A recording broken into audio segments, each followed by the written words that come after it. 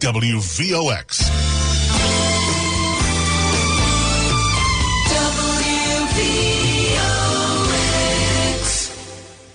Welcome to Slow Medicine Radio. Our host is integrative medicine Dr. Michael Finkelstein. Michael offers medical advice from a holistic paradigm, including both medical and metaphysical philosophies from the full spectrum of human experience. Slow Medicine Radio offers fresh ideas on how to attain a state of wellness that seems distant given the limitations of today's medical paradigm. It introduces you to thought leaders who connect the dots between theory and practice, examining health from a broad perspective with regards to medical diagnoses, conventional and alternative therapies, healthcare policy, and related topics that warrant further thought and discussion. Slow Medicine Radio does not prescribe to take this or do that. Instead, it offers an open-minded, intelligent, and practical approach to living, resulting in greater health individually and collectively. Here is Dr. Michael Finkelstein, the founder of Sunraven, the home of slow medicine in Bedford, New York. Well, welcome to Slow Medicine Radio. I'm your host, Dr. Michael Finkelstein, and we're here every Monday at 5 o'clock in the East on 1460 AM or worldwide at WVOX.com to share some thoughts and ideas about how you can become healthier. The subject of medicine, of course, is always on my mind, and people are asking me questions about what they can do to become healthier, realizing that the medical establishment, while it's very good at some things like acute, life-threatening emergencies, may not help us on a day-to-day basis. And so my show is really about that topic to explore how you could take better care of yourself. And if you've been listening to my show, you've heard me use the analogy of gardening quite often, particularly a phrase such as cultivating health is similar to the way a gardener cultivates her garden. And my guest couldn't be more in line with that. In fact, her recent book, Pharmacology, spelled F-A-R-M, ecology, Total Health from the Ground Up, is an amazing book. In fact, her editor and my editor are the same. Her name is Daphne Miller, meaning the author of the book and my guest today. And Michael Pollan writes this on the cover of this book, which I think is really captures the essence of what I want to talk to my guest today about, which is a highly original and compelling work of exploration with large implications for our understanding of health. Dr. Miller went to Harvard Medical School, also went and attended the University of Arizona program in integrated medicine. She was a Braywell Fellow there. She's now a fellow at the Berkeley Food Institute and lives in Berkeley, California, and talks about living and gardening there, among many other credentials and qualifications. Dr. Miller, thank you for joining me today on Slow Medicine Radio. Thank you so much for having me. And I know you're very busy, and this was not the easiest thing for you to arrange, so I thank you very much, especially for taking time out and share some of your wisdom. Oh, it's a pleasure. Yeah, so I was just there. I left California, actually San Francisco, last night, as a matter of fact. Well. Spending 10 days in a lovely state, driving through tremendous amount of farmland and admiring just, all the beauty that's there. But let's take this down to the ground, literally, and share with us. In your book, you write something which I found very compelling, which is that instead of confirming an already held suspicion, a lot of what you find valuable about your own work and exploration is being surprised by a new reality. So I would like for you to help the listeners of this show be surprised. What do you have to say? What do I have to say? Well, I think that it's actually surprising for a lot of people to think that the decisions that we make around farming and food production have everything to do with our personal health and with prevention and with keeping our communities healthy. It sometimes is counterintuitive for someone that a physician should spend so much time writing about agriculture. I mean, after all, we have enough to write about within medicine. But for me, in the work that I've done, it really became absolutely necessary for me to start to spend time on farms and learn what was going on there, because I actually looked at this as kind of the direct route to keeping my patients healthy. Right. When you speak to patients who maybe come to you, as they do to me, with an expectation, since you're a physician and you have this prescription pad in front of you, that you're going to write out the name of a a drug or some medicine that they're going to take and it's going to fix them. But instead, you've written an article for the Washington Post, of course, that many people know you for, which is Take a Hike and Call Me in the Morning. And I love that. In fact, even though we haven't met, I think I've said something very similar quite often. And so does that surprise people when you say that? I mean, and I know you say that in earnest, that you really mean right. Probably not anymore because most people now know how my brain works. But I think that still within the greater context of mainstream medicine, I think it's a little bit unusual to be handing out prescriptions to parks and prescriptions for food boxes from local farms and things like that. Although I truly believe that these have as much value, if not greater value, than pharmaceuticals in many contexts. I mean, not that I don't occasionally use I don't prescribe the occasional pharmaceutical. I do often use conventional prescriptions, but I think that they really are, higher up in the hierarchy, and that, the place to start is really with all these wellness interventions, getting people to examine the things they can do in their life to keep themselves healthy on a day-to-day basis. And farms for me are really, in a way, much more important to focus on than even the food itself, because the food that you're getting has everything to do with how it was produced on the farms. And so this book, Pharmacology, that you mentioned, really is an exploration of how all these decisions that are made within agriculture, everything from how we manage the soil to their choice of seeds to how we interact with farm animals to how water and pests are managed on farms, how all these things have everything to do with our personal health. And each farm setting kind of gives us a new set of stories that explore those issues.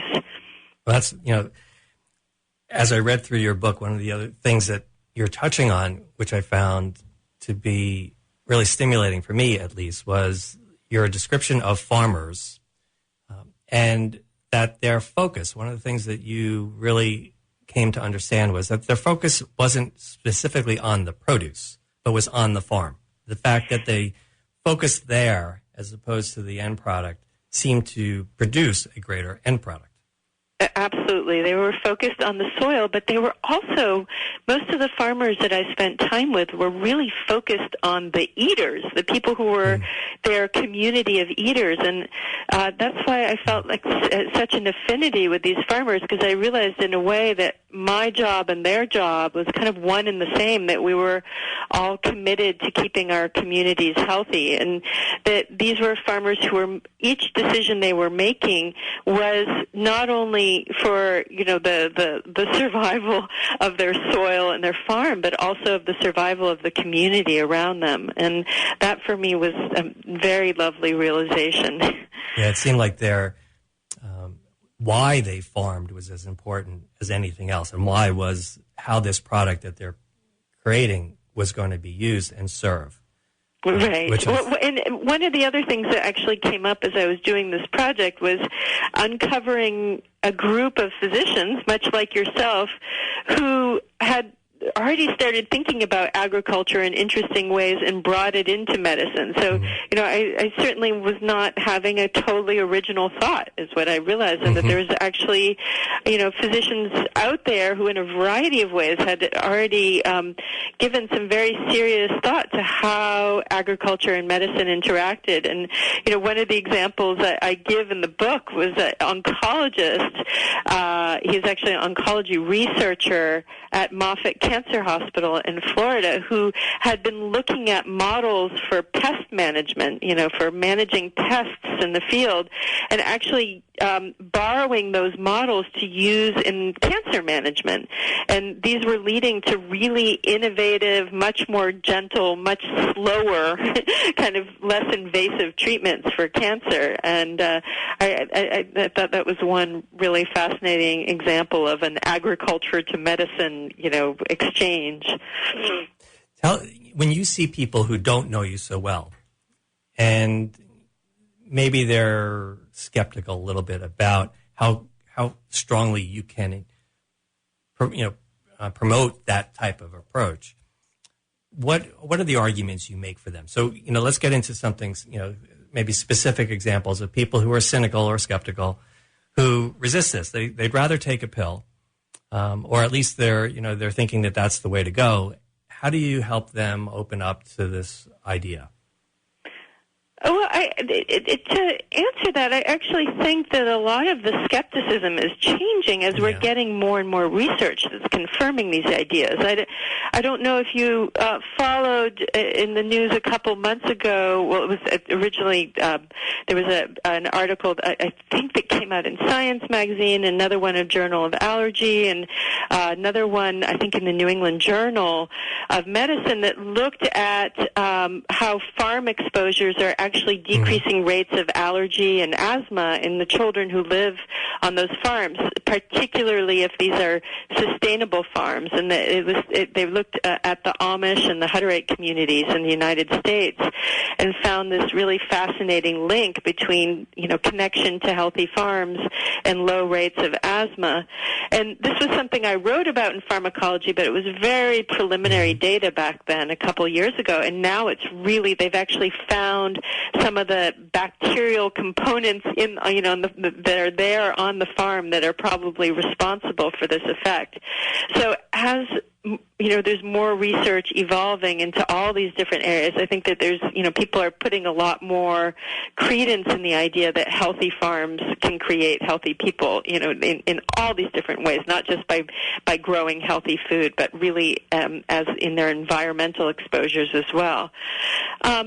But for patients who really feel that, making lifestyle changes, changing their diet, changing the way they, the exposures they have, how they exercise, how they spend their day, for those patients who feel like that's going to be too much work, generally I have them start with baby steps and find one thing to them that does feel appealing.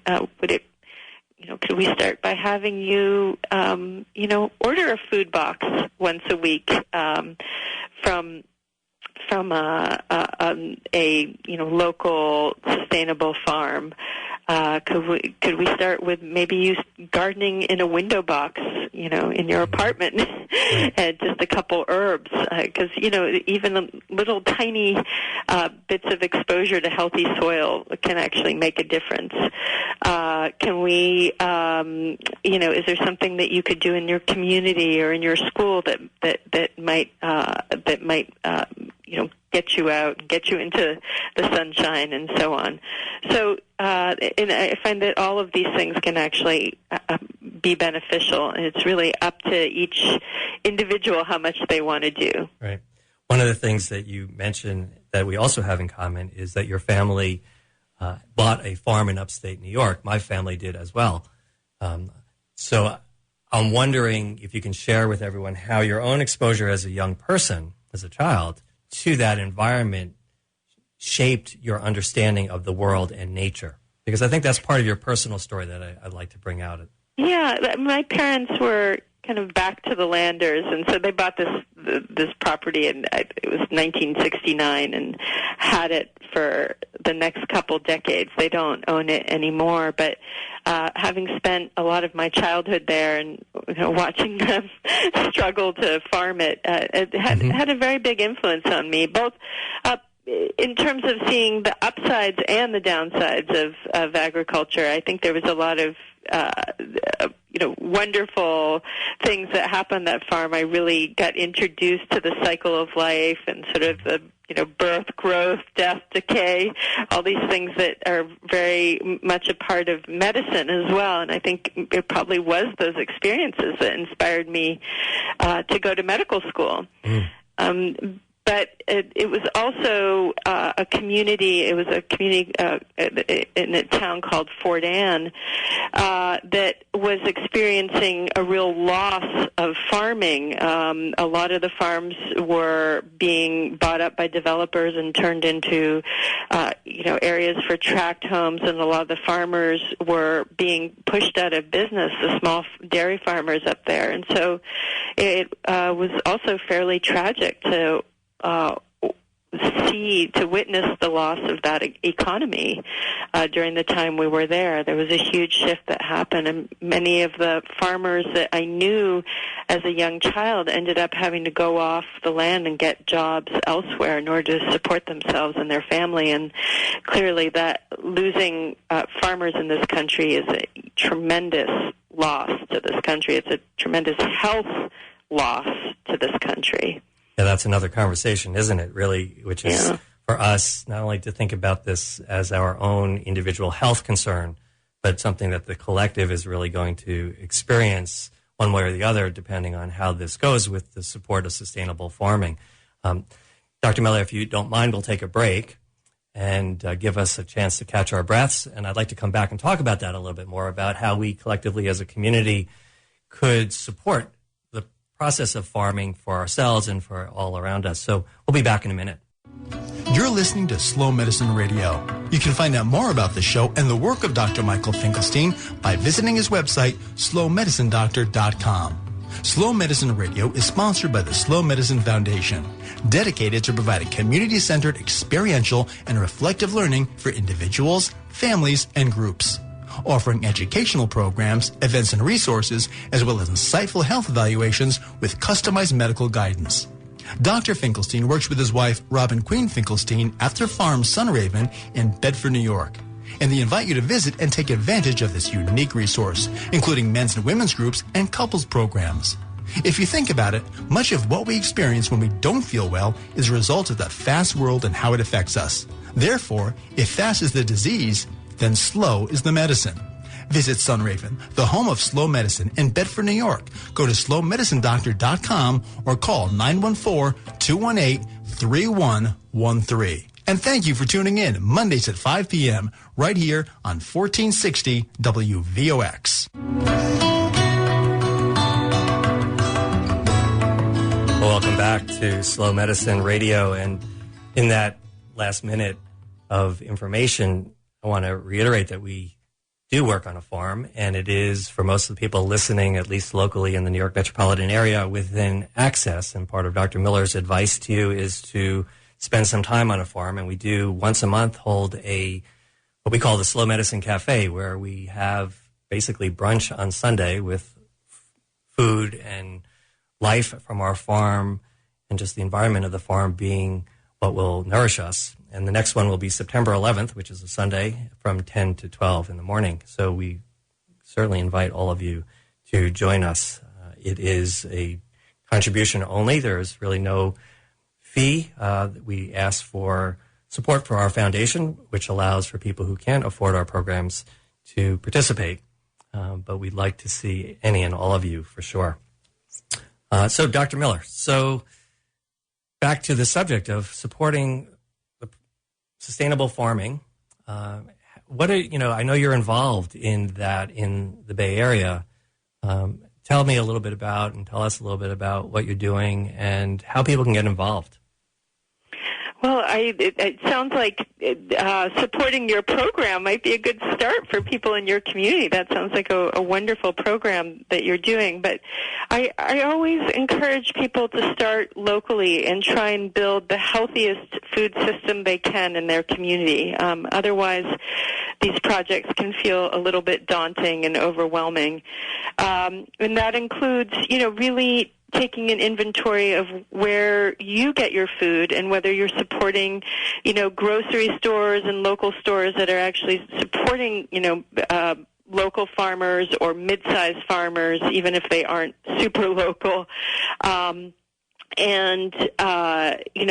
Making sure that the institutions that you're affiliated with, be it your children's schools or churches or other religious institutions or senior homes or hospitals, make sure that they have good buying patterns and are supporting the kind of agriculture that makes sense.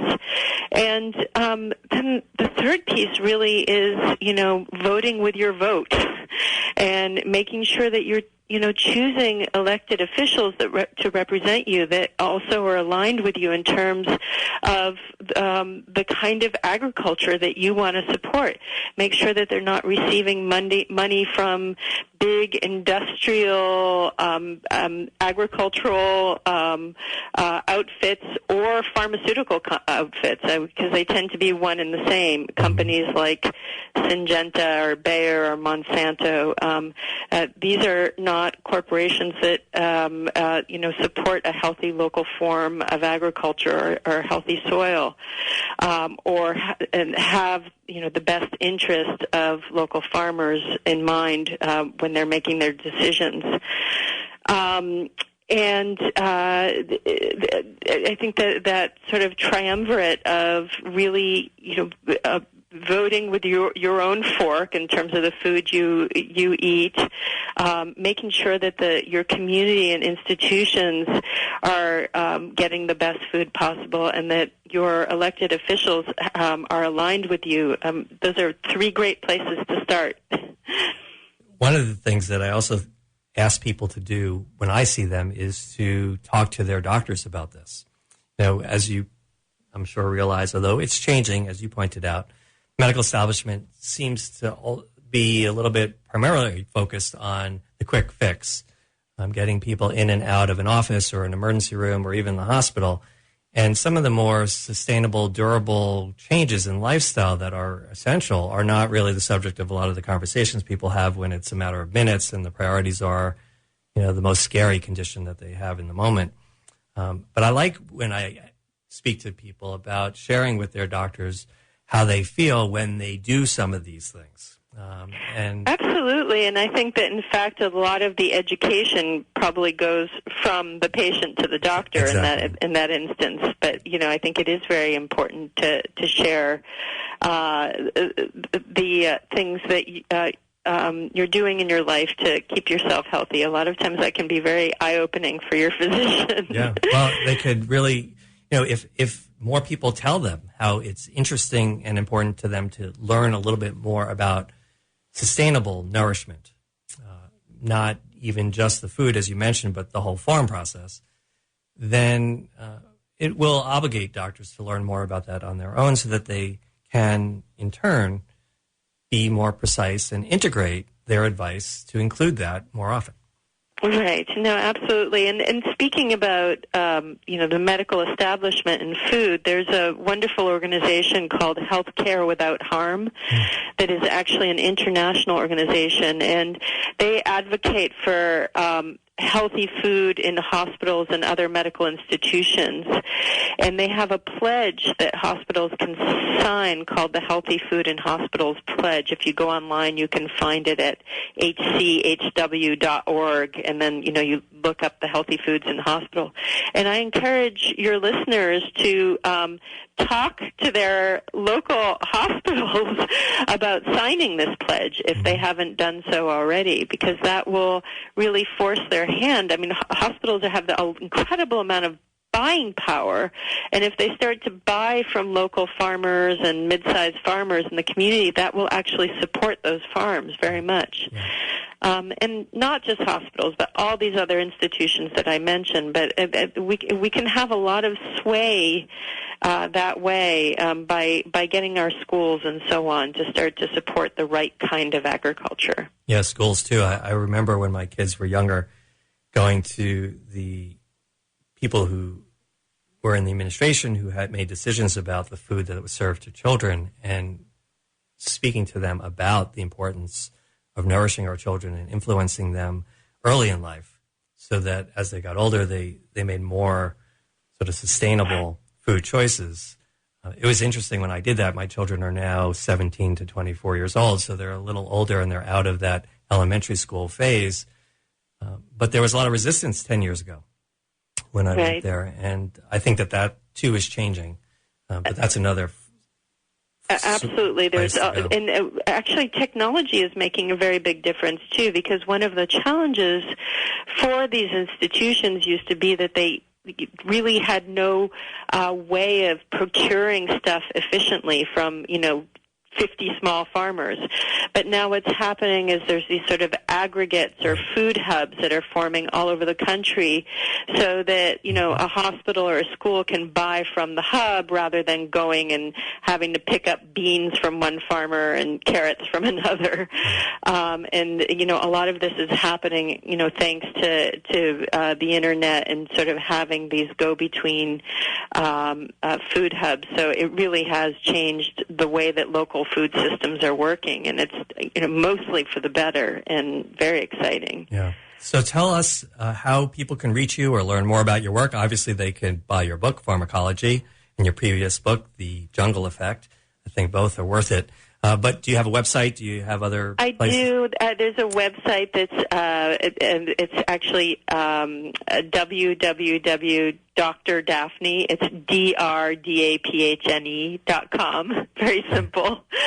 And I do tweet occasionally, although not enough, at DRDAPHNE Miller, Miller. So it's at Dr. Daphne Miller. Well, and I'd be delighted to connect to any of your listeners. I'm starting to work on a new writing project now, and that tends to send me underground for a couple years. You practice slow medicine, and I practice slow writing. So. But there's something very valuable about methodical and paced. I think it's very rich, and so thank you for sharing your wisdom, and we look forward to reading what you produce. In the interim, take care of your farm, take care of your life, and thank you for helping us take care of ourselves. Okay, thank you.